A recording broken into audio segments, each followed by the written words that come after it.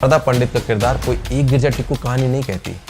उनके जैसे हजारों महिलाओं की कहानी कहती है जिनको आतंकवादियों ने पहले अपने हैवानियत का शिकार बनाया और फिर उन्हें मार दिया। और मासूम सी वो उन हजारों बच्चों का सामूहिक किरदार है जिन्हें सिर्फ इसलिए मार दिया जाता है कि उनके नाम के पीछे हिंदू सरनेम लिखा था। तो राधिका मेनन किसी एक पर्टिकुलर लेफ्टिस्ट का कैरेक्टर नहीं है, बल्कि उन सभी लेफ्टिस्टों के सामूहिक कैरेक्टर का आईना है, जिसमें उन सभी के चेहरे साफ दिखाई देते हैं जो देश में रहकर देश के खिलाफ अपना प्रोपेगेंडा चलाते हैं। नमस्कार। द कश्मीर फाइल्स अपने सफलता के झंडे गाड़ चुकी है और रोज नए नए रिकॉर्ड बना रही है। और ऐसा पहली बार हुआ है कि कोई फिल्म अपने दम पर, अपनी कहानी पर हिट हुई है, क्योंकि इसका प्रमोशन कोई रियलिटी शो वाला नहीं बल्कि जनता कर रही है। वो जनता जो थिएटर में जा तो रही है फिल्म देखने, लेकिन जब वहां से निकलती है तो आंखों में आंसू और होठों पर एक दर्द भरी सच्चाई लेकर। ये हमने देखा है, मेरे परिवार के कितने चले गए मैंने देखा है। मैं कोई एक्टर नहीं हूँ, मैंने देखा है, ये सब देखा है। इसको सिर्फ फिल्म मत समझना आप लोग, हाथ जोड़ के निवेदन है। मेरे अपने घर के 13 सदस्य चले गए थे, मेरे अपने घर के 13%, जिसे वो बाहर आकर सबको बता रही है और बाकी लोग भी फिर वही कर रहे हैं। तो ये तो रही फिल्म की सफलता की बात। दूसरी, बहुत से लोग ये सोचकर निकल रहे हैं कि जिन लोगों को फिल्म में दिखाया गया है वो रियल में किन लोगों से मिलता है। बहुत कुछ किरदार तो समझ में आ जाते हैं, लेकिन कुछ ऐसे किरदार हैं जिनको समझना शायद उन लोगों के लिए मुश्किल हो रहा होगा जो राजनीति में या फिर सोशल मीडिया में कम रहते हैं। जैसे फिल्म में कृष्णा करोल, जिसको फिल्म में आज़ादी वाले टुकड़े टुकड़े गैंग से जुड़ा हुआ दिखाया गया है, जिसको कुछ लोग कन्हैया कुमार से जोड़कर देख रहे हैं, जो कि ऐसा नहीं है। तो इस वीडियो को पूरा देखिएगा, क्योंकि इस फिल्म को मैं 2 बार देख कर आया हूँ और इस फिल्म को जितना मैंने समझने की कोशिश की है, उनके किरदारों को समझने की कोशिश की है, वो एक एक करके आप लोगों के साथ शेयर करूंगा। और अंत में मैं आपको एक ऐसी तस्वीर दिखाऊंगा और उसके बारे में बताऊंगा जिसको जानने के बाद, जिसको देखने के बाद आपके होश उड़ जाएंगे।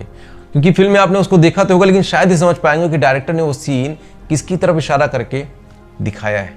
और ये मेरी पर्सनल ओपिनियन है, तो प्लीज वो जो सबूत गैंग है कमेंट्स बॉक्स में आके सबूत ना मांगे, क्योंकि पब्लिक डोमेन में सब कुछ है, जाकर देख सकते हैं। तो सबसे पहले बात करते हैं मिथुन चक्रवर्ती के रोल की। तो उन्होंने उस समय की राज्यपाल जगमोहन जी का किरदार निभाया है, क्योंकि उस समय पे वही एक थे जिन्होंने कश्मीरी पंडितों के लिए लड़ाई लड़ी थी और उनकी मदद करने की कोशिश कर रहे थे। वो लगातार कश्मीर के बिगड़ते हालात पर केंद्र सरकार और राज्य सरकार को बता रहे थे, उन्हें चिट्ठी लिख रहे थे। और ये उनकी लिखी हुई चिट्ठी जो उन्होंने राजीव गांधी जी के नाम लिखी थी, पब्लिक डोमेन में है, उसे पता चलता है। लेकिन जैसा कि फिल्म में मिथुन दा कहते हैं कि पीएम की तरफ से जवाब आता है कि सीएम साहब उनके अच्छे दोस्त हैं, नाराज हो जाएंगे।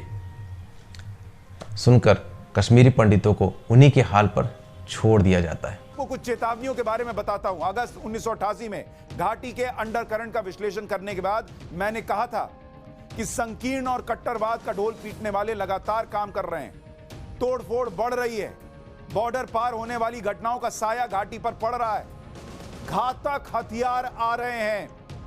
यह भी 1988 में बता दिया गया, लेकिन राजीव गांधी और उनकी सरकार ने कुछ नहीं किया। और अब आते हैं अनुपम खेर के पुष्करनाथ के कैरेक्टर पे। तो पता ही है कि अनुपम खेर कितना रियलिस्टिक एक्टिंग करते हैं बड़े पर्दे पर, लेकिन जैसा कि उन्होंने इस फिल्म में कहा है कि इस फिल्म में उन्होंने एक्टिंग नहीं की है, अपनी आत्मा निकाल के रख दी है। ये कैरेक्टर आपको शुरू से लेकर अंत तक रोने पर मजबूर कर देगा। लेकिन पुष्करनाथ के जब रियल कैरेक्टर की बात करें तो रियल में कोई एक कश्मीरी पंडित का कैरेक्टर नहीं है, ये सभी उन कश्मीरी पंडितों का सामूहिक कैरेक्टर है जिन्होंने उस नरसंहार को झेला है, उसके दर्द को झेला है, 370 को हटाने के लिए लड़ाई लड़ा है और 32 सालों तक न्याय की लड़ाई लड़ा है। उन सभी कश्मीरी पंडितों का एक सामूहिक कैरेक्टर है पुष्करनाथ पंडित, जिसको अनुपम खेर ने बाखूबी निभाया है। और बात करें उनके बेटे की, जिनको आतंकवादी मार देते हैं जब वो चावल के ड्रम में जाकर छुप जाते हैं, तो उनका असली नाम है बाल किशन गंजू, जो अपनी जान बचाने के लिए चावल के ड्रम में छुप जाते हैं, लेकिन उनके ही पड़ोसी के दिए धोखे की वजह से मार दिए जाते हैं। फिल्म अगर आप लोगों ने देखा है तो बहुत ही दर्दनाक सीन है वहाँ पर, जहाँ उनके खून से सने हुए चावल को आतंकवादी उनकी पत्नी को देते हैं खाने के लिए, मजबूर कर देते हैं वो उनके खून से सने हुए चावल को खाने के लिए, और उस चावल को वो खाती हैं क्योंकि उन्हें अपने बच्चों की जान बचानी रहती है। और फिल्म में उनका नाम है शारदा पंडित, लेकिन रियल लाइफ में जब उस कैरेक्टर की बात करते हैं तो उनका नाम है गिरजा टिक्कू, जिनका गैंग रेप करने के बाद उनके शरीर को आरा मशीन से काट दिया जाता है, दो टुकड़े कर दिए जाते हैं। कहा जाता है कि वो समाज सेविका थी, लेकिन शारदा पंडित का किरदार कोई एक गिरजा टिक्कू कहानी नहीं कहती।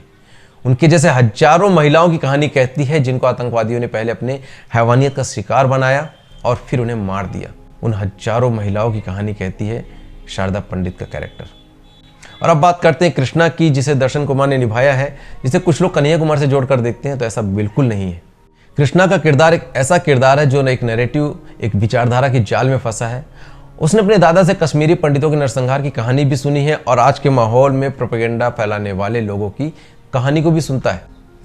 जरा सोचिए, कश्मीरी पंडितों के नरसंहार की सच्चाई सामने आने में 32 साल लग गए, तो सोचिए इसको छुपाने वाली लॉबी की ताकत कितनी बड़ी रही होगी। और इस लॉबी में आजकल के बच्चे कैसे फंस जाते हैं वो इस फिल्म में दिखाया गया है। लेकिन कैसे उस नैरेटिव के जाल से निकलना है, कैसे बचना है, वो फिल्म में कृष्णा की किरदार के माध्यम से बताया गया है। लेकिन सच में शायद ही ऐसा होता होगा, क्योंकि जो कॉलेज का फिल्म में नाम दिखाया गया ANU, वो रियल में क्या नाम है उसका आप सभी लोगों को पता है।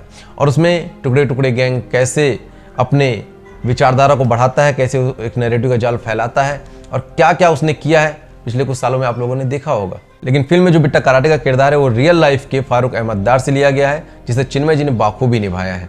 लेकिन इस फिल्म में चिन्मय जी बिट्टा कराटे और यासीन मलिक के 2 लाइफ कैरेक्टर को एक रियल लाइफ में निभाया है। और बिट्टा कराटे कौन है और यासीन मलिक कौन है ये शायद अब आप लोग को बताने की जरूरत नहीं है, आप सब लोग इतने दिनों में जान ही गए होंगे। लेकिन शॉर्ट में फिर भी बता देता हूँ कि बिट्टा कराटे कश्मीरी ही था जो पाकिस्तान में जाकर आतंकवाद की ट्रेनिंग लेता है और कश्मीरी हिंदुओं का कत्लेआम करता है। हमेशा पिस्टल से ही मारते थे या AK-47 से भी मारते थे? AK-47 से हम सिक्योरिटी वालों पर एक्शन फायरिंग करते थे। अच्छा, और जब किसी एक आदमी को मारना होता था तो पिस्टल से? पिस्टल से। तो अकेले जाते थे कि 2-3 आदमी साथ होते थे? मैक्सिमम मैं अकेला जाता था। तो नकाब पहनी होती थी आपने? नकाब के बगैर जी। यानी लोग आपको देखते थे कि आप हैं जो जान से मार रहे हैं किसी को? जी। लोग पहचानते थे आपको? तो लोगों ने आपको पुलिस के हवाले नहीं किया? नहीं जी। इसका मतलब लोग उस वक्त लोग साथ देते थे। और यासीन मलिक JKLF आतंकवादी संगठन का वो सरगना था जिसके ऊपर स्क्वाड्रन लीडर रवि खन्ना समेत 4 वायुसेना अधिकारी को मारने का आरोप लगा था। लेकिन हमारे देश की मीडिया उसे हीरो बनाकर उसका इंटरव्यू लेती रही और इसलिए फिल्म में समय की पाबंदी कारण दोनों कैरेक्टर को एक करके दिखाया गया। इसको आप ऐसे भी समझ सकते हैं, जब वो इंटरव्यू देता है तो वो बिट्टा कराटे का किरदार था और लास्ट में दर्शन कुमार यानी कि कृष्णा जिस आतंकवादी से मिलने जाता है वो कैरेक्टर यासीन मलिक से मिलता है। और मैं ऐसा क्यों कह रहा हूं, क्योंकि आप लोगों को पता होगा कि सेंसर बोर्ड ने इस फिल्म में एक सीन कट किया था जिसमें एक खुकार आतंकवादी के घर में दीवार पर एक तस्वीर हटाने के लिए सेंसर बोर्ड ने फिल्म के मेकर्स को कहा था। उस तस्वीर में एक पूर्व प्रधानमंत्री दिखाई देते हैं, तो उस तस्वीर को हटा दिया गया था फिल्म में से। लेकिन उस आतंकवादी के घर में एक दूसरी तस्वीर दिखाई देती है जो आतंकवादी बिट्टा कराटे के साथ पल्लवी जोशी यानी कि कॉलेज की मैडम राधिका मेनन की होती है, जो एक दूसरे के हाथ पकड़े कुछ इस तरह की होती है। तो कुछ समझ में आया? और ये कौन है और इनसे रिश्ता क्या कहलाता है, इनकी विचारधारा क्या है, ये किस तरह के लेख लिखती है, आप सब लोग को पता होगा। और अगर नहीं पता तो पता कर लीजिएगा। लेकिन सोशल मीडिया में कुछ लोग फिल्म में राधिका मेनन के किरदार को JNU की प्रोफेसर से जोड़कर देख रहे हैं जिनका नाम है निवेदिका मेनन। और हम सब जानते हैं कि दुनिया भर में ये माना जाता है कि India is illegally occupying Kashmir. Everybody accepts it. Let us not invade the US. Let us not invade the European countries because they are a global superpower and they are saying Kashmir is illegally occupied by India. लेकिन यहाँ पर मैं साफ कर दूं कि film में राधिका मेनन का किरदार इनसे मिलता है फिर उनसे मिलता है, इसकी पुष्टि मैं नहीं करता। क्योंकि जैसे फारूक अहमद डार और यासीन मलिक को मिलाकर एक किरदार तैयार किया गया, वैसे ही राधिका मेनन का किरदार उन सभी लेफ्टिस्ट का सामूहिक किरदार है जो खुद को ज़्यादा पढ़ा लिखा, सो कॉल्ड सेकुलर और बुद्धिजीवी कहता है। और आई थिंक आप लोग समझ गए होंगे कि फिल्म में जो रियल कैरेक्टर है वो किसी एक कश्मीरी पंडित के रियल कैरेक्टर की कहानी नहीं है, बल्कि उन रियल 5 लाख कश्मीरी पंडितों की कहानी है जिनके ऊपर अत्याचार हुआ है, जिनका नरसंहार हुआ है, जिनका पलायन हुआ है। फिल्म में किसी एक शारदा पंडित या गिरजा टिक्कू की कहानी नहीं है, उन हजारों औरतों की कहानी है। और शारदा पंडित उन हजारों औरतों का सामूहिक कैरेक्टर है जिनके सिर्फ जिस्म को गोली नहीं मारी गई थी, बल्कि उनकी आत्मा तक का बलात्कार किया गया था। और मासूम सिवा उन हजारों बच्चों का सामूहिक किरदार है जिन्हें सिर्फ इसलिए मार दिया जाता है कि उनके नाम के पीछे हिंदू सरनेम लिखा था। बालकृष्ण गंजू जैसे सैकड़ों लोगों को हिंदुस्तान का एजेंट बताकर सिर्फ इसलिए मार दिया जाता है क्योंकि मारने वाला कश्मीर को हिंदुस्तान का अभिन्न अंग नहीं मानता था। और हमारे देश में बैठे राधिका मेनन जैसे लोग उस नरसंहार को एक झूठी कहानी बताकर उस पर राजनीति की रोटियां सेकते रहे। राधिका मेनन जैसे लोग हमारे देश के बच्चों को ये बताते रहे कि कश्मीर इस भारत का हिस्सा है ही नहीं, जो अक्सर आतंकवादियों बलात्कारियों के मानवाधिकार की दुहाई देकर हमेशा भारत को तोड़ने की बात करते रहे। तो राधिका मेनन किसी एक पर्टिकुलर लेफ्टिस्ट का कैरेक्टर नहीं है, बल्कि उन सभी लेफ्टिस्टों के सामूहिक कैरेक्टर का आईना है, जिसमें उन सभी के चेहरे साफ दिखाई देते हैं जो देश में रहकर देश के खिलाफ अपना प्रोपेगेंडा चलाते हैं। और अभी तक अगर आप लोगों ने फिल्म नहीं देखी है तो जाकर इस फिल्म को देखिए और लोगों को बताइए कि ये फिल्म देखना क्यों जरूरी है, खासकर युवा वर्ग इस फिल्म को जरूर देखें। और इस वीडियो को ज़्यादा से ज़्यादा लोगों तक शेयर कीजिए, वीडियो में कमेंट्स कीजिए। और अपने चैनल पर मैं कश्मीरी पंडितों की कहानी उन्हीं की जुबानी पार्ट 3 लेकर जल्द आने वाला हूँ। तो चैनल को सब्सक्राइब कर लीजिएगा, साथ में बेल आइकन को भी दबा लीजिएगा। मिलता हूँ जल्द नए वीडियो में। जय हिंद, वंदे मातरम।